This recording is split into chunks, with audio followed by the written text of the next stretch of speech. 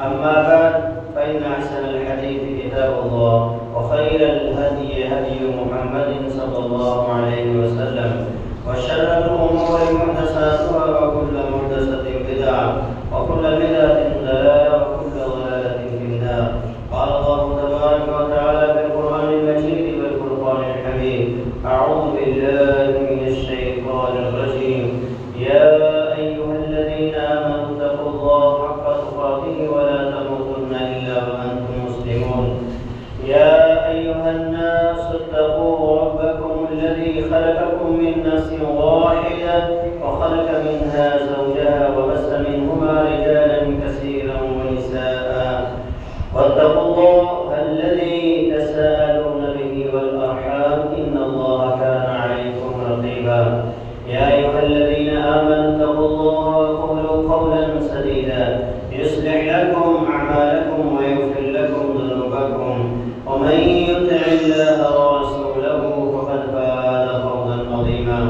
قال الله تبارك وتعالى في مقام آخر: والذي جاء بالصدق وصدق به أولئك هم المتقون.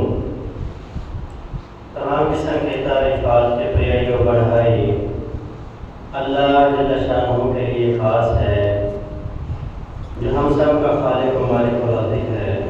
آمین۔ درود و سلام امام الانبیاء سید الانبیاء جناب محمد رسول اللہ صلی اللہ علیہ وسلم کی ذات اقدس پر۔ برادران اسلام، بزرگوں، دوستوں، پردہ نشین ماں بہن بیٹیوں، آج کا خطبہ جمعۃ مبارک اس عظیم ہستی پر ہوگا کہ جنہیں اسلام نے نبوت و رسالت کے بعد مقام و مرتبے سے نوازا ہے۔ یہ وہ عظیم ہستی ہیں جو ہر جگہ ہمیں نمبر 1 میں نظر آئی ہیں۔ اسلام قبول کرنے سے لے کر زندگی کی آخری سانس تک ہر موقع پر یہ سب سے مقدم اور سب سے آگے نظر آئی ہیں۔ سیدنا علی المرتضیٰ رضی اللہ تعالیٰ عنہ اس ہستی مقدس کے بارے میں ارشاد فرماتے ہیں، ابن اسحاق نے اس روایت کو نقل کیا ہے: اول من اسلم من الرجال ابو بکر۔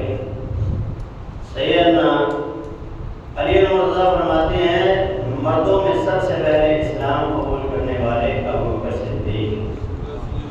تو سب سے پہلے اسلام لانے والے، سمجھدار، دانا اور فہم و فراست رکھنے والے لوگوں میں ابو بکر صدیق رضی اللہ تعالیٰ عنہ۔ تو یہ مقام، یہ عظمت، یہ شان سیدنا ابو بکر صدیق رضی اللہ تعالیٰ عنہ کو اللہ تبارک و تعالیٰ نے عطا فرمائی۔ ان کے بارے میں زبان رسالت اگر حرکت میں آتی ہے تو وہ فرماتی ہے: لا تؤذونی فی ابی بکر۔ اے لوگوں، مجھے میرے ابو بکر کے بارے میں تکلیف مت دیا کرو۔ اور کبھی فرمایا: لا تشکو الی فی ابی بکر، میرے ابو بکر کے بارے میں مجھے شکایتیں مت لگایا کرو۔ جب تم ان کی کوئی شکایت میرے پاس لے کر آتے ہو تو مجھے تکلیف ہوتی ہے۔ کیوں؟ آپ نے پھر فرمایا: کلمت احدا فی الاسلام، میں نے جب بھی تم میں سے کسی ایک کے ساتھ اسلام کے بارے میں گفتگو کی، الا ابا، تو تم لوگوں نے انکار کر دیا۔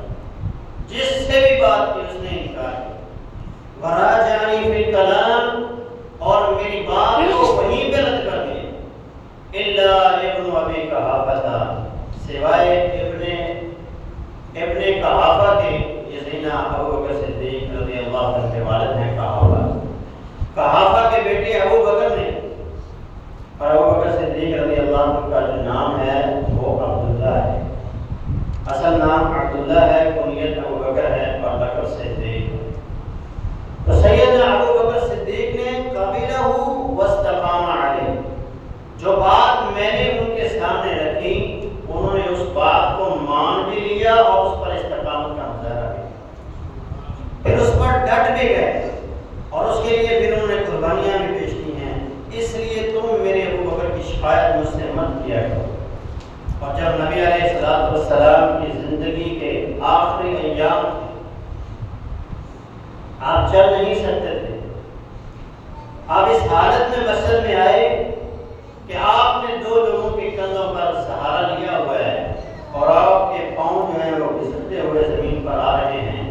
آپ اس حالت میں مسجد میں پہنچے، ممبر پر تشریف فرما ہوئے تو آپ نے ابو بکر صدیق رضی اللہ عنہ کی شان کو بیان کیا۔ آپ نے فرمایا لا تقینا فی المسجد خوفۃ الا خوفۃ ابی بکر، فرمایا لوگوں یہ جتنی کھڑکیاں جتنے دروازے مسجد کی طرف کھل رہے ہیں ان تمام دروازوں کو بند کر دیا جائے الا خوفۃ ابی بکر، سوائے ابو بکر صدیق کے دروازے۔ تو یہ نبوت اور رسالت کے بعد ان کا مقام مرتبہ ہے۔ ایک نبی علیہ السلام کا دروازہ مسجد کی طرف ہوتا تھا اور دوسرا دروازہ سیدنا ابو بکر صدیق رضی اللہ عنہ کا۔ پھر نبی علیہ السلام نے فرمایا ان اللہ قد اتخذنی خلیلا کما اتخذ اللہ ابراہیم خلیلا، لوگوں اللہ نے مجھے بھی اپنا ایسے ہی دوست بنایا ہے جیسے اللہ نے ابراہیم کو اپنا دوست بنایا۔ وَلَوْ كُنْتُ مُتَّخِذًا خَلِيلًا لَاتَّخَذْتُ أَبَا بَكْرٍ خَلِيلًا، اگر دنیا میں ایسی دوستی ایسی محبت کسی کے لیے جائز ہوتی تو میں اس دوستی کے لیے ابو بکر کو حقدار سمجھتا ہوں، کیونکہ محبت کی جو سب سے آخری سٹیج ہے وہ خلت، یعنی ایسی محبت کہ جس کے بعد محبت ہی نہیں۔ تو اللہ کے رسول صلی اللہ علیہ وسلم سے اللہ نے محبت کی اور اللہ نے اپنے رسول سے محبت کی۔ تو اللہ کے رسول فرماتے ہیں ایسی محبت اگر دنیا میں کسی کے لیے جائز ہوتی تو میں اس کا حقدار ابو بکر صدیق کو سمجھتا۔ ابو بکر صدیق رضی اللہ عنہ کے پھر شان اور مقام کو اور بڑھایا اور آپ نے فرمایا لوگوں تم میں سے جس نے بھی میرے ساتھ جو نیکی کی ہے اس کا صلہ میں نے اسے دنیا میں دے دی، اگر مجھ سے کسی کے ساتھ کوئی زیادتی ہوئی ہے تو آج دنیا میں مجھ سے بدلہ لے، قیامت کے دن میں اس کو بدلہ نہیں دے سکتا۔ اور پھر فرمایا ابو بکر تو وہ ہے کہ جس کے اتنے احسانات ہیں مجھ پر، اسلام پر، کہ ان احسانات کا صلہ میں دنیا میں نہیں عطا کر سکتا، قیامت کے دن اللہ خود ان کی ان نیکیوں کا، ان احسانات کا صلہ انہیں عطا کرتا ہے۔ یہ شان، یہ مقام، یہ عظمت سیدنا ابو بکر صدیق رضی اللہ عنہ کو حاصل ہے۔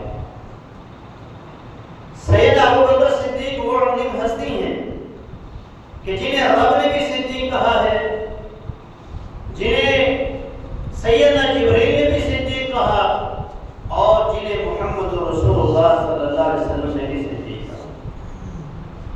رب نے صدیق اس آیہ مبارکہ میں کہا والذی جاء بالصدق وصدق به اولئک هم المتقون، ایک وہ ہے جو حق لے کر آیا، سچ لے کر آیا، اور ایک وہ تھا جس نے اس سچ کی تصدیق کی، اس حق کی تصدیق۔ حق سے مراد 2 چیزیں لی گئی ہیں، ایک اسلام ہے تو سب سے پہلے اسلام کی تصدیق کرنے والے اور محمد رسول اللہ صلی اللہ علیہ وسلم کی نبوت اور رسالت کا اقرار کرنے والے سیدنا ابو بکر صدیق، اور دوسرا حق سے مراد یہ جو حق لے کر آیا، اس سے مراد مفسرین لکھتے ہیں واقعہ معراج ہے۔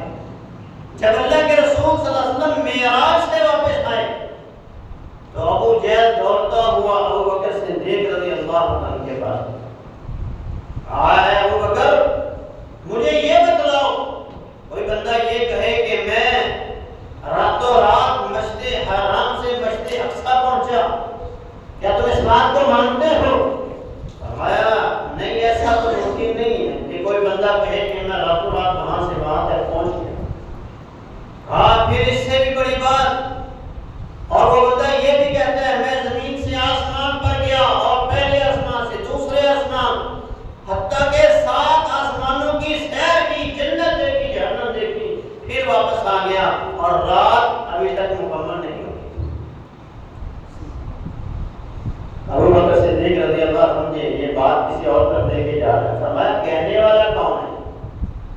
کہا کہنے والا تیرا ساتھی محمد ہے صلی اللہ علیہ وسلم۔ فرمایا اگر انہوں نے کہا تو پھر حق ہے، پھر ایسا ہو سکتا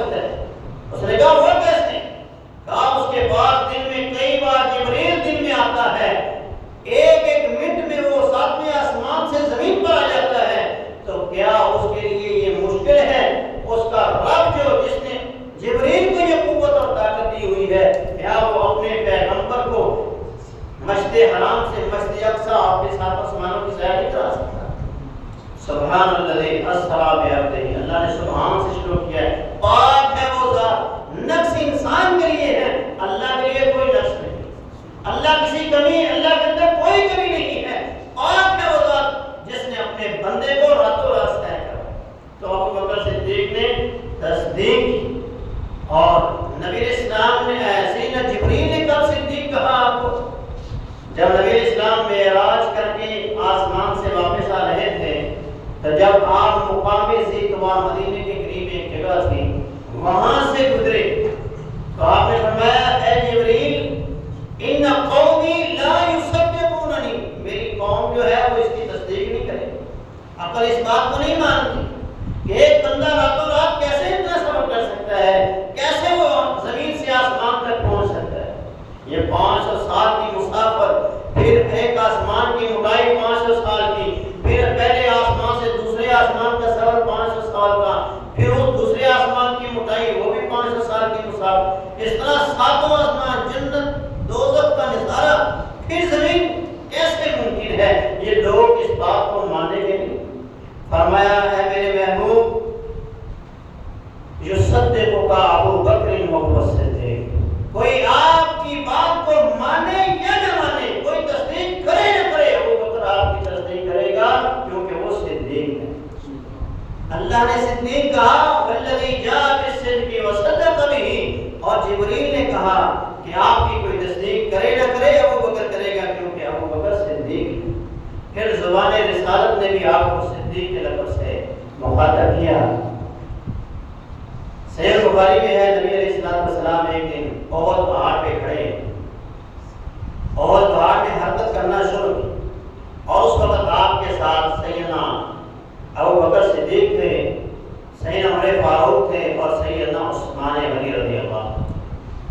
تو احد پہاڑ نے حرکت کی تو آپ نے اپنا پاؤں مبارک مارا اور کہا اسکن یا احد، اے احد یہیں بیٹھنا ہے جاؤ، فإن علیک نبی و صدیق و شہیدان، تیرے اوپر ایک اللہ کا نبی ہے، ایک صدیق ہے اور 2 شہید۔ نبی علیہ السلام نبی تھے، صدیق ابو بکر تھے اور 2 شہید سیدنا عمر فاروق اور سیدنا عثمان غنی رضی اللہ عنہ۔ تو یہ شان، یہ مقام ہے کہ آپ کو اللہ نے صدیق کہا، آپ کو جبریل نے صدیق کہا اور آپ کو رسول اللہ صلی اللہ علیہ وسلم کی زبان اطہر نے بھی صدیق کہا۔ زبان رسالت کئی بار حرکت میں آئی آپ کی شان اور آپ کے مقام کو بیان کرنے کے لیے۔ کبھی عشرہ مبشرہ کی لسٹ بیان کی تو اس میں پہلے نمبر پر ابو بکر کو رکھا کہ میری امت کے 10 خوش نصیب لوگ ایسے ہیں جنہیں میں ابھی جنت کی بشارت دے رہا ہوں، ان میں سب سے پہلا نمبر ابو بکر صدیق کا۔ نبی علیہ السلام ایک دن ایک باغ میں تھے، اس باغ کے دروازے پر ایک صحابی بیعت دے رہے تھے، دروازے کا اس باغ کا دروازہ کھٹکھٹا ہے تو نبی علیہ السلام سے وہ غلام جا کے کہتا ہے کہ باہر کوئی آیا ہے، اجازت مانگتا ہے۔ آپ نے فرمایا جو آ رہا ہے اسے اجازت دے دو اور اسے ساتھ میں جنت کی بشارت دے۔ تو سیدنا ابو بکر صدیق نے جب دروازہ کھٹکایا، دروازہ کھولا گیا، ساتھ میں آپ کو جنت کی بشارت دی گئی اور آپ کو داخل ہونے کی اجازت دی گئی۔ کئی بار نبی علیہ السلام نے آپ کو جنت کی بشارت دی۔ تو دنیا میں جنت کی بشارت پانے والے سیدنا ابو بکر صدیق، ایک بار زبان رسالت نے حرکت کی تو فرمایا اما انکا یا ابا بکر من یدخل من امتی الجنہ، اے ابو بکر یقیناً میری امت میں سے سب سے پہلے جو جنت میں داخل ہونے والا ہے وہ تو ہے۔ اور ایک دفعہ آپ نے جنت کے 8 دروازوں کا تذکرہ کیا، فرمایا من انفق فی سبیل اللہ زوجین، جس بندے نے اللہ کے راستے میں جوڑا جوڑا چیزوں کا صدقہ کیا، انفاق کیا، اسے جنت کے 8 دروازوں سے، اس کے لیے جنت کے 8 دروازوں سے آواز آئے گی یہاں سے داخل ہو جائے، یہاں سے۔ فرمایا اللہ کے رسول وہ کون خوش نصیب ہے، آپ کسی کو جانتے ہیں؟ فرمایا مجھے جو امید ہے کہ میری امت میں سے وہ ابو بکر صدیق ہوگا جس کو جنت کے 8 دروازوں سے آواز آئے۔ تو یہ شان اور یہ مقام ہے نبی علیہ السلام کے اس صحابی سیدنا ابو بکر صدیق کا۔ آپ نے فرمایا تھا نا کہ جنت میں میری امت میں سب سے پہلے داخل ہونے والا ابو بکر۔ دنیا میں اللہ نے اس کا نظارہ کیا ہے، دنیا میں جس جگہ کو اللہ کے نبی صلی اللہ علیہ وسلم نے کہا کہ یہ جنت کا ٹکڑا ہے اور وہ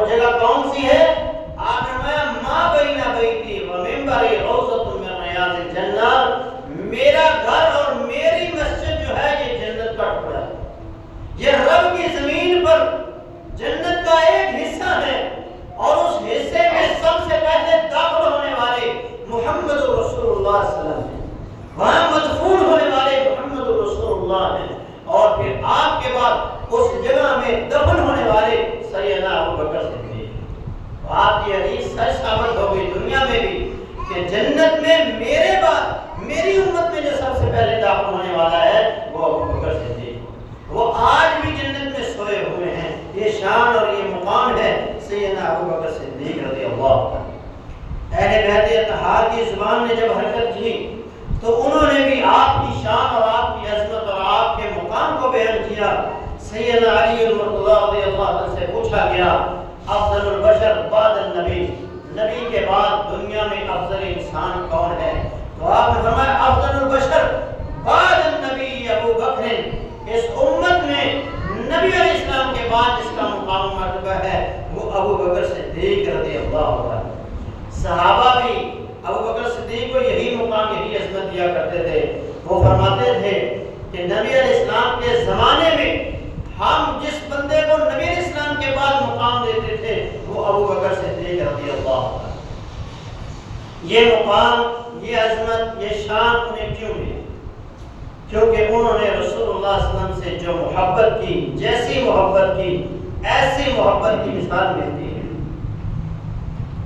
سیدنا ابو بکر صدیق رضی اللہ عنہ نے اولاد سے بڑھ کے، والدین سے بڑھ کے، عزیز الاقرباء سے بڑھ کے، خاندان، قوم اور قبیلے سے بڑھ کے نبی علیہ السلام سے محبت کی، نبی علیہ السلام سے محبت۔ ان کا بیٹا غزوہ احد کے بعد اسلام قبول کرتا ہے اور باپ سے ایک دن ہم کلام ہوتا ہے، باپ اور بیٹا بیٹھے گاتے باتیں کر رہے ہیں۔ بیٹے نے باپ سے کہا ابا جان میدان بدر میں، میدان احد میں آپ کئی دفعہ میری تلوار کے نیچے آئے، میں نے باپ سمجھ کے چھوڑ دیا۔ ابو بکر صدیق نے کیا جواب دیا؟ کہا میرے بیٹے تو ایک دفعہ بھی میری تلوار کے نیچے آ جاتا میں تجھے اللہ اور اس کے رسول کا دشمن سمجھ کے ختم کرتا ہے، کوئی موت نہ دے۔ یہ محبت ہے، اپنی جان سے بڑھ کے محبت کی ہے، اپنی جان سے بڑھ کے۔ غار ثور تو بچے کو پتا ہے کہ جب آپ ہجرت کی رات غار ثور میں گئے تو نبی علیہ السلام سے کہا آپ باہر ٹھہر جائیے، میں غار میں پہلے دیکھتا ہوں کوئی چیز ایسی تو نہیں ہے جو آپ کو نقصان۔ مفسرین لکھتے ہیں، تاریخ دان لکھتے ہیں سارے سوراخ بند کر دیے، ایک سوراخ باقی رہ گیا، تو وہاں انہوں نے اپنی ایڑی رکھ لی اور اللہ کے رسول صلی اللہ علیہ وسلم کو اندر بلا دیا۔ آپ جب اندر تشریف لے گئے ابو بکر صدیق کی گود میں سر رکھ کے سو گئے، وہاں سے جو چیز تھی، سانپ تھا، بچھو تھا، جو بھی تھا اس نے ڈسنا شروع کیا۔ آپ نے اپنی ٹانگ کو نہیں ہلایا، اپنی جان کی پرواہ نہیں کی، یہاں تک کہ تکلیف کی وجہ سے آپ کی آنکھوں سے آنسو بہے اور وہ اللہ کے رسول صلی اللہ علیہ وسلم کے چہرے پر گرے تو آپ بیدار۔ آپ نے ابو بکر کیا وجہ ہے، کیوں ہو رہے ہیں؟ فرمایا اللہ کے رسول یہ تکلیف ہو رہی ہے، یہاں کسی چیز نے ڈس کی ہے۔ تو آپ نے اپنا لعاب دہن لگایا اور ابو بکر صدیق رضی اللہ عنہ کی ایڑی ٹھیک ہو۔ تو ابو بکر صدیق نے اپنی جان سے بڑھ کر رسول اللہ صلی اللہ علیہ وسلم سے محبت کی۔ مکہ میں نبی علیہ السلام کو کافر مار رہے تھے، ظلم کر رہے تھے، سیدنا ابو بکر صدیق آئے اور ان کو پیچھے ہٹایا اور کہا اتقتلون رجلا ان یقول ربی اللہ، اور ظالموں تم اس بندے کو مار رہے ہو جو تمہیں یہ کہتا ہے کہ میرا رب اللہ ہے۔ انہوں نے نبی علیہ السلام کو چھوڑ دیا، ابو بکر صدیق کو پکڑ لیا، اتنا مارا کہ ابو بکر صدیق بے ہوش ہو گئے۔ بنو تمیم کے لوگ آئے، اٹھا کر ابو بکر کو لے گئے اور انہوں نے وہاں اعلان کر دیا اگر ابو بکر صدیق کو کچھ ہوا تو ہم قریشیوں کے ساتھ سخت انتقام لیں گے۔ ان تمام جو سرداران ہیں جن کے کہنے پر یہ کیا گیا ہے ان کے ساتھ ہمارا اعلان جنگ ہے۔ یہ بات کہہ کر وہ چلے گئے، قریش کے قبیلوں سے دشمنی لے لی۔ ابو بکر صدیق جب ہوش میں آئے تو لوگوں نے کہا ابو بکر تو خیریت سے؟ فرمایا مجھے چھوڑو، پہلے یہ بتاؤ میرے محبوب کا کیا حال ہے۔ کہا ابو بکر تو ابھی بھی اس کا تذکرہ کر رہا ہے جس کی وجہ سے تیرا یہ انجام ہوا ہے، تیری وجہ سے ہم اپنے قوم اور قبیلے کے لوگوں سے دشمنی کو لے کے آ گئے اور تو ابھی بھی محمد صلی اللہ علیہ وسلم کی بات کر رہا ہے۔ فرمایا تم جانا چاہتے ہو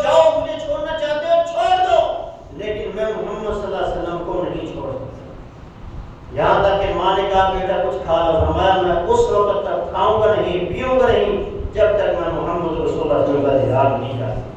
نبی علیہ السلام کو دیکھا، دل کو سکون ملا اور پھر کچھ کھایا۔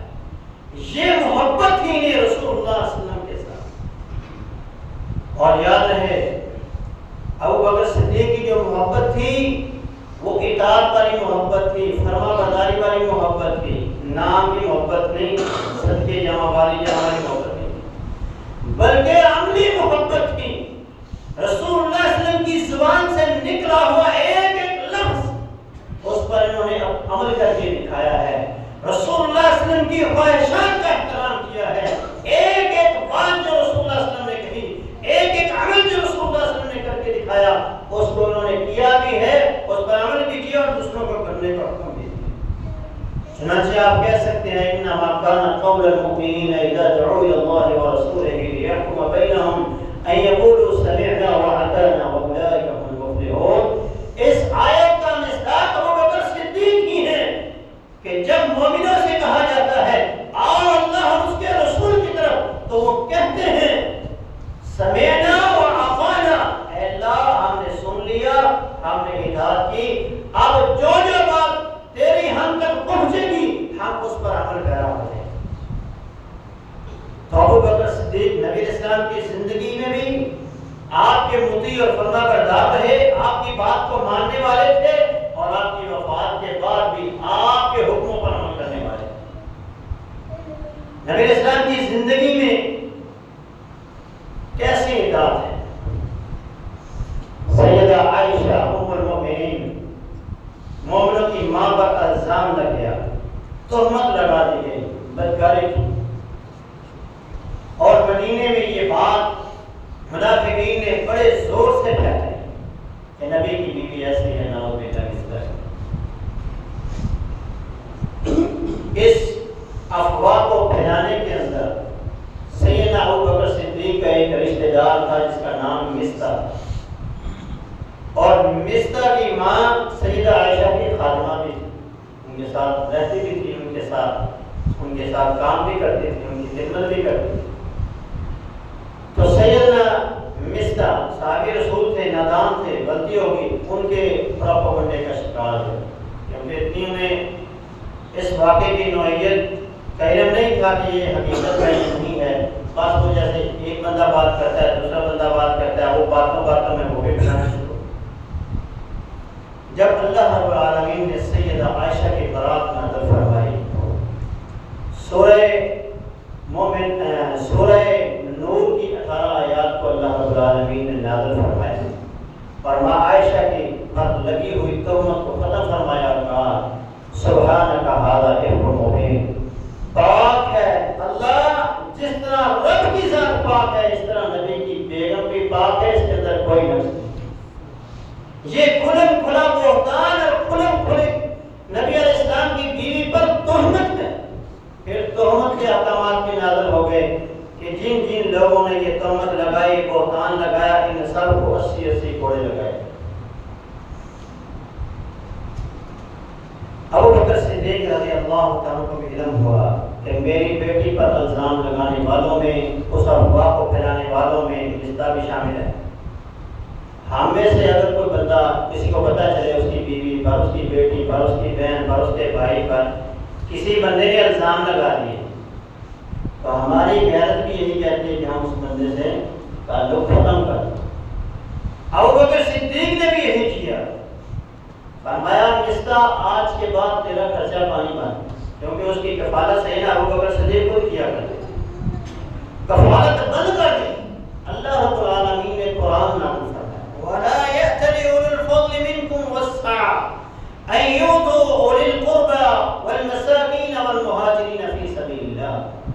یہ صاحب فضل لوگوں کو، مال والے لوگوں کو چاہیے کہ وہ اپنے مساکین، غربا، یتیم جو ہیں، مساکین جو ہیں، قریبی رشتہ دار جو ہیں، اور اللہ کے راستے میں ہجرت کر کے آنے والے جو لوگ ہیں، ان پر خرچ کرنے سے اپنے ہاتھ کو مت روکیں۔ ان کو کیا کرنا ہے؟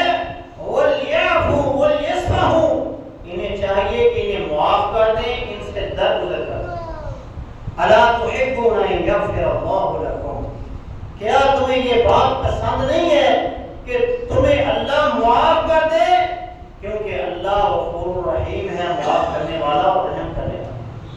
ابو بکر صدیق نبی اسلام کے پاس آئے، اس آیت کو سنا تو کہا اللہ کے رسول میں نے مصطفیٰ کو معاف کر دیا، جو خرچہ میں نے اس کے لیے لگایا ہوا تھا آج سے پھر جاری ساری کرتا ہوں۔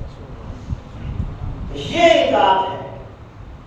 ہم میں سے کوئی بھی اتنے دل والا نہیں ہے کہ اس کی بیٹی پر کوئی گندا الزام لگا دے اور وہ کہے کہ میں تیری کفالت کرتا ہوں۔ ہم کہتے ہیں تو نمک حرام ہے، ہمارا کھاتا ہے ہمیں ڈستا ہے، ہمارا کھاتا ہے ہمیں ہمارے اوپر ہی مراتا ہے۔ ہم کبھی بھی اس کے ساتھ ایسا کام نہ کریں۔ لیکن ابو بکر وہ ہیں کہ یہاں اللہ کا حکم نازل ہوا، رسول اللہ کی زبان سے یہ آیت سنی اور فوراً کہا اللہ کے رسول ہم تو چاہتے ہی یہ ہیں کہ اللہ ہمیں معاف کر دے، یہ تو کوئی بات نہیں ہے، میں نے اس کو معاف کر دیا۔ آپ کی وفات کے بعد بھی نبی علیہ السلام نے اپنی وفات سے پہلے لشکر اسامہ کو روانہ کیا تھا، اور لشکر اسامہ جو تھا یہ روانہ کیا گیا تھا اس وقت جس نے نبوت کا اعلان کیا تھا مسلمہ کذاب کے جگہ، اس کے ساتھ جا کے لڑائی کرو، اس کو ختم کرو۔ نبی علیہ السلام اس وقت بیمار تھے جب اس لشکر کو تیار کیا جا رہا تھا۔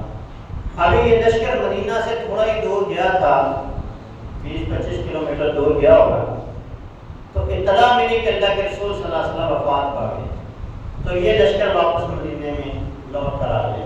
لیکن بہت بڑا سانحہ تھا مسلمانوں کے، اب مدینے والوں پہ کوہرام ہے، ان کی زندگیوں کا سب سے سخت دن ہے، پریشانی کے عالم میں لوگ ہیں۔ تو ابو بکر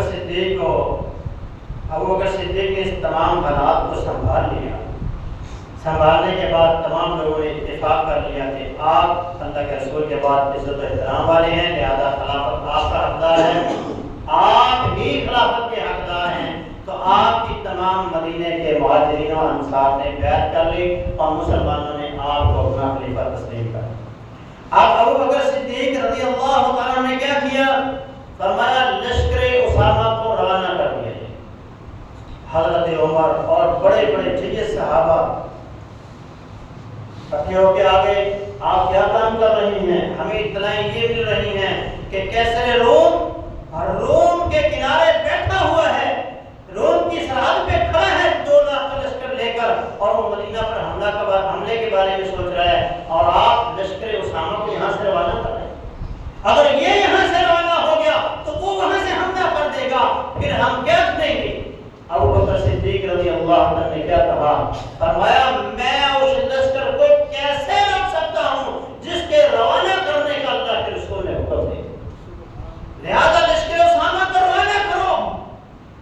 اور صحابہ نے ضد کی، نہیں روکیں، تو آپ نے فرمایا لوگوں سنو، ابو بکر کی اگر لاش کو مدینے کی گلیوں میں درندے گھسیٹتے بھی رہیں، میں تب بھی اجازت نہیں دوں گا کہ ابو بکر اس لشکر کو روکے جس کو رسول اللہ صلی اللہ علیہ وسلم نے روانہ ہونے کا حکم۔ یہ اطاعت ہے، یہ فرما برداری ہے سیدنا ابو بکر صدیق رضی اللہ تعالیٰ عنہ کی، کہ آپ کی زندگی میں بھی آپ کی اطاعت کی ہے اور آپ کی وفات کے بعد بھی آپ کی اطاعت اور فرما برداری۔ لشکر روکنا تو دور کی بات ہے، آپ تو وہ عظیم ہستی ہیں کہ نبی علیہ السلام نے کوئی خواہش کی ہو، آپ نے اس خواہش کا بھی احترام کیا۔ ابو بکر صدیق ایک دفعہ رات کو مسجد میں آئے، دیکھا نبی علیہ السلام دعا کر رہے ہیں، اللہم آنی مسکینہ وآغثنی مسکینہ واحشرنی فی زمرۃ المساکین، اے اللہ مجھے مسکینی کی حالت میں رکھنا، مسکین لوگوں میں ہی فوت کرنا، مسکین لوگوں کے ساتھ ہی قیامت کے دن مجھے اٹھانا۔ فرمایا ابو بکر تیرا نبی تو مسکینی کو پسند کر رہا ہے، جبکہ تیرے پاس تو 40,000 درہم موجود ہے۔ یہ ایمان کی اعلیٰ اسٹیج ہے، یہ محبت کی سب سے آخری اسٹیج ہے کہ محبوب خواہش کرے اور محب اس کو پورا کر دے۔ نبی علیہ السلام خواہش کر رہے ہیں، اللہ کے سامنے دعا کر رہے ہیں، یہ نہیں ابو بکر صدیق کو کہہ رہے ہیں کہ میری یہ خواہش، اللہ سے مانگ رہے ہیں۔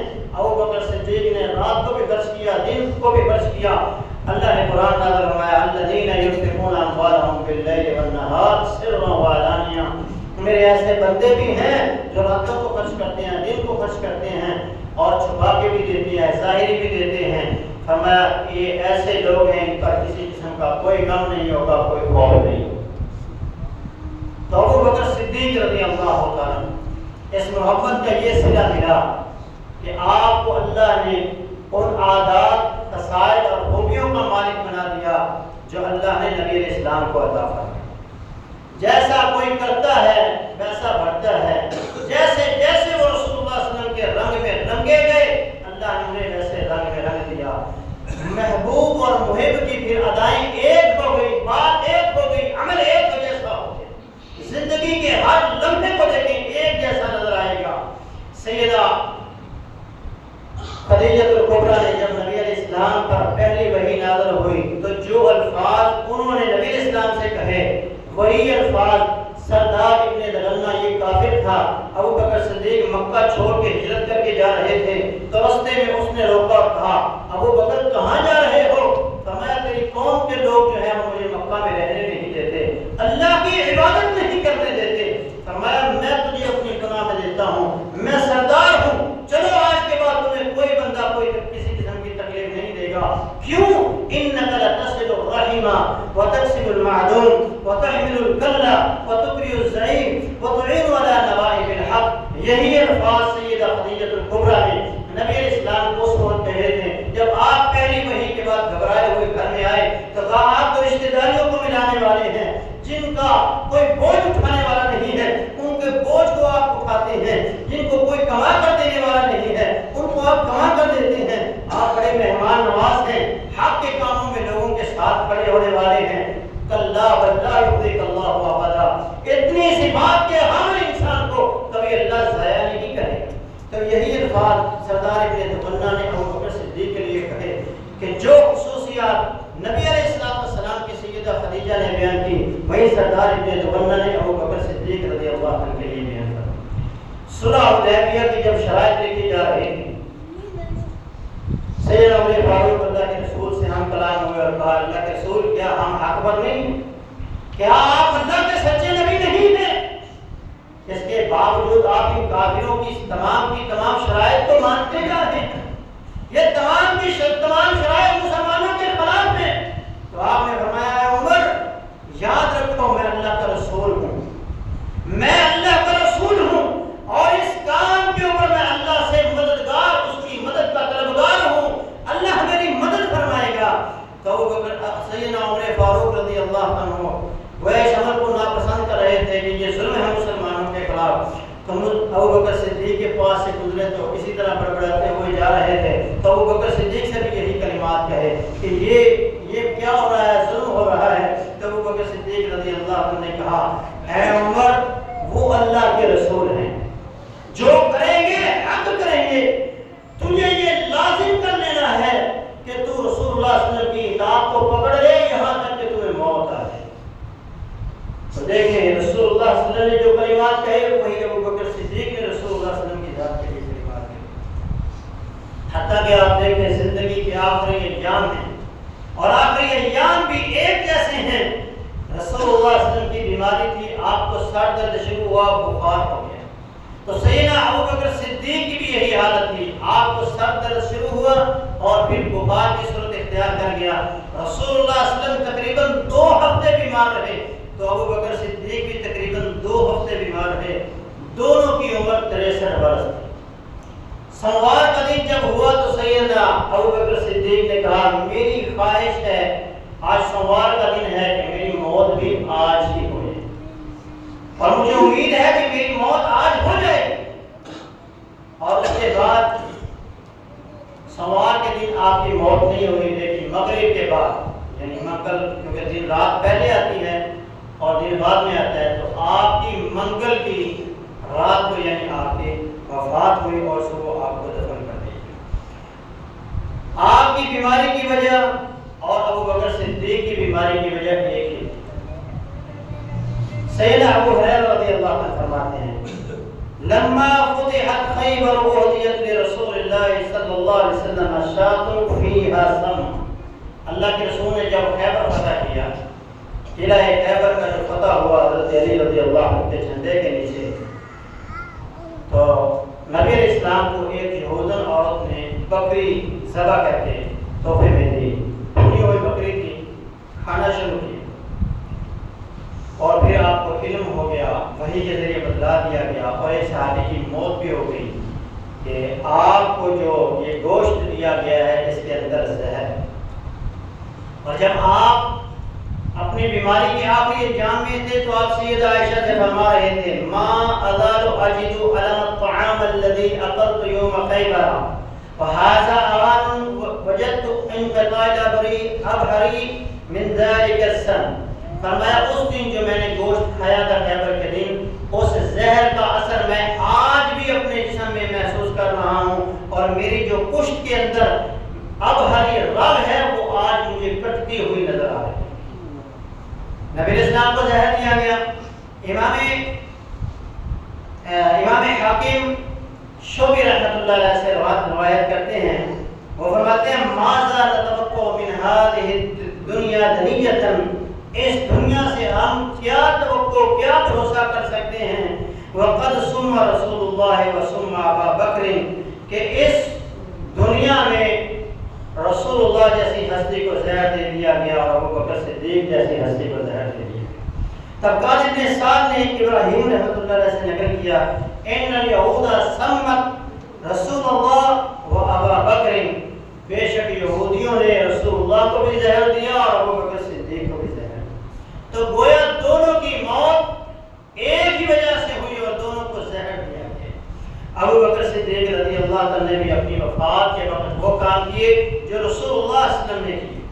ابو بکر سے نبی علیہ السلام کے پاس طبیب لایا گیا اور آپ کو دوائی کا کہا گیا کہ آپ دوائی پی لیں، کیونکہ رسول اللہ تو اللہ کے پیغمبر تھے، وحی کے ذریعے بتلا دیا گیا تھا آپ کی عمر اب نہیں ہے، اب دوائیاں استعمال کرنے کا کوئی فائدہ نہیں۔ نبی علیہ السلام کو نبی اسلام نے دوائی پینے سے انکار کر دیا، تو کچھ صحابہ نے زبردستی نبی اسلام کو دوائی پلائی کہ مریض جو ہوتا ہے وہ تو کہتا ہے میں نے نہیں پینی، میں نے نہیں پینی، جس طرح ہم بچوں کو پلاتے ہیں وہ بچے پیتے نہیں، ہم زبردستی پلاتے ہیں۔ اس طرح صحابہ نے نبی اسلام کو زبردستی دوائی پلائی، تو نبی علیہ السلام نے حکم دیا جن لوگوں نے مجھے دوائی پلائی ہے ان تمام کو یہی دوائی پلائی۔ تو نبی علیہ السلام کو کیونکہ علم ہو چکا تھا کہ اب اس دنیا میں دن باقی نہیں ہے، وقت باقی نہیں ہے، آخری ٹائم آ چکا ہے، تو جب ابو بکر صدیق رضی اللہ عنہ کا آخری وقت آیا تو ماں عائشہ صدیقہ رضی اللہ عنہ نے کہا ابا جان آپ ڈاکٹر کو چیک کروائیں۔ فرمایا میں نے اپنے ڈاکٹر کو چیک کروا لیا۔ کہا آپ کے ڈاکٹر نے کیا کہا ہے؟ اس نے کہا انی فعال لما یرید، میں جو چاہوں وہی کروں گا۔ یعنی ان کی مراد یہ تھی کہ اب جو ہونے والا ہے اب دوائیوں اور ڈاکٹروں کا کام نہیں ہے، اب اللہ کے پاس جانے کا وقت آ چکا ہے۔ نبی اسلام نے اپنی وفات سے چند دن قبل مصلی ابو بکر صدیق کے حوالے کر دیا اور کہا مرو ابا بکر فلیصلی بالناس، لوگوں حکم دو ابو بکر صدیق کو کہ وہ مصلی امامت پر آئیں اور لوگوں کو نماز پڑھائیں۔ اور نبی اسلام کی زندگی میں تقریباً 15 سے 16 یا 17 دن ابو بکر صدیق رضی اللہ عنہ لوگوں کو نماز پڑھاتے رہے۔ نبی اسلام کے نبی اسلام کا جو مصلی تھا وہ ابو بکر صدیق کے حوالے کر دیا گیا۔ اور جب آپ کی وفات کے وقت آیا ابو بکر صدیق اپنے حجرے میں تھے اور ان کا دروازہ مسجد کی طرف کھلتا تھا، تو آپ نے فرمایا عمر کو حکم دو کہ وہ لوگوں کو نماز پڑھائیں۔ تو آپ نے عمر رضی اللہ عنہ کو جب نماز پڑھاتے ہوئے دیکھا تو آپ کے چہرے پر خوشی آئی، تو آپ نے کہا اللہم انی لم ارد بذالک الا صلاحهم، اے اللہ میں نے یہ جو ارادہ کیا ہے، یہ جو کام کیا ہے، اس کے کام کرنے کا مقصد ایک تھا کہ میں ان کی اصلاح کروں۔ وخفت علیہم الفتنہ، مجھے ڈر تھا کہ میرے بعد کہیں یہ لوگ فتنے کا شکار نہ ہوئے، لوگ خلافت کے لیے آپس میں لڑ نہ پڑے، اس لیے میں نے اپنی زندگی میں عمر کو مصلی کا امام بنا دیا، مسلمانوں کا خلیفہ بنا دیا۔ فعملت بما انت عالم به منی، جو میں نے کیا ہے تو جانتا ہے میں نے کس نیت سے کیا ہے۔ واجتہدت لهم رأیا، میں نے عمر کے لیے ان کے لیے ایک رائے قائم کی ہے۔ فولیت خیرهم واقواهم، میں نے ان میں سے جو سب سے انسان تھا اور جو ان میں سے زیادہ قوی اور طاقتور تھا اسے ان کا امیر بنایا. وَأَحْرَصَهُمْ عَلَىٰ مَا أَرْشَدَهُمْ اور جو ان کی رشد و ہدایت کے لیے، ان کی بھلائی کے لیے، ان کی خیر کے لیے ان سے بھی زیادہ ان کا حریص ہے، اسے ان کا میں نے خلیفہ بنایا ہے. وَاجْعَلْهُ مِنْ خُلَفَاءِ الرَّاشِدِينَ اے اللہ اسے اپنے نبی کے خلفائے راشدین میں شامل فرما لے. وَأَصْلِحْ لَهُ رَعِيَّتَهُ اور اس سے اس کی رعیت کے لیے کام بھی لے لے. تو نبی اسلام نے جس طرح مصلح ابو بکر کے حوالے کیا، ابو بکر نے مصلح عمر فاروق کے حوالے کیا. لشکر اسامہ نبی اسلام نے روانہ کرنے کا حکم دیا تھا، تو آپ نے بھی حضرت عمر سے کہا کہ اگر شام کو میری وفات ہوتی ہے صبح سے پہلے پہلے مجھے دفن کر دینا، صبح کو ہو تو شام سے پہلے پہلے مجھے دفن کر دینا. اور عراق کے اندر مسنہ کفار کے ساتھ برسر پیکار ہے، اس کی مدد کے لیے ایک لشکر مدینہ سے روانہ کر. جیسے نبی اسلام نے لشکر روانہ کیا لشکر اسامہ، انہوں نے مسنہ رضی اللہ عنہ کے لیے لشکر روانہ کیا. آخری وقت ہے، جس طرح نبی اسلام کے پاس ان کی بیٹی فاطمہ آئی، آپ نے ان سے باتیں کی، وہ رونے لگ گئی. اسی طرح ابو بکر صدیق کی بیٹی عائشہ آئی رضی اللہ عنہا، تو وہ بھی اپنے باپ سے باتیں کر رہی ہیں. تو باپ بیٹا جب باتیں کر رہے ہیں، بیٹی باتیں کر رہے ہیں، تو بیٹی روتی جا رہی ہے، بیٹی رو رہی ہے. وہاں فاطمہ رو رہی تھی، جہاں عائشہ رو رہی. ایک جیسے اللہ تبارک و تعالیٰ نے دونوں کے حالات کر دیے اور کیفیات بھی ایک جیسی کر دی. نبی اسلام کی زبان سے جو آخری کلمات نکلے وہ کیا تھے؟ اللہم بالرفیق الاعلیٰ، اے اللہ میں تیری رفاقت چاہتا ہوں. رفیق الاعلیٰ، اللہ تیری اعلیٰ رفاقت کا طلبگار ہوں. اور سیدنا ابو بکر صدیق بھی آخری کلمات ان کے کیا تھے؟ وہ کہہ رہے تھے انت ولی فی الدنیا والآخرہ توفانی مسلم والحقنی بالصالحین. اے اللہ تو دنیا میں بھی میرا دوست ہے، آخرت میں بھی میرا دوست ہوگا. اے اللہ تو میرا مددگار ہے، مجھے فوت کرنا تو مسلمان حالت کے اندر اور مجھے نیک اور سارے لوگوں کا ساتھ نصیب فرما دے. آخری بات انہوں نے ایک یہ بھی کہی کہ عائشہ میں جب فوت ہو جاؤں پرانے کپڑوں کے اندر ہی مجھے کفن دے دیا جائے، میرا تہبند اور میری قمیض اسی کے اندر مجھے کفن دے دیا جائے. عائشہ رو رہی ہیں کہ آج خلیفۃ المسلمین کا انتقال ہو رہا ہے اور گھر میں کفن دینے کے لیے نہیں.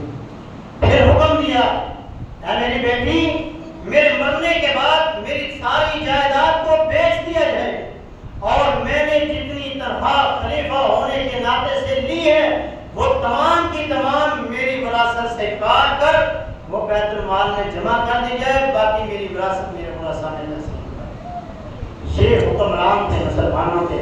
اسی وجہ سے اللہ نے مسلمانوں کو دنیا میں عزت سے نوازا، سرفرازی سے نوازا، مقام مرتبے سے نوازا. آج ویسے حکمران نہیں ہیں، اسی وجہ سے مسلمان دنیا میں ذلت و رسوائی کی چکی کے اندر پس رہے ہیں. اللہ تبارک و تعالیٰ سے دعا ہے ہمیں بھی ہمارے حکمرانوں کو بھی صحابہ جیسے صحابہ کے نقش قدم پر چلنے کی توفیق عطا فرمائے. اقول قولی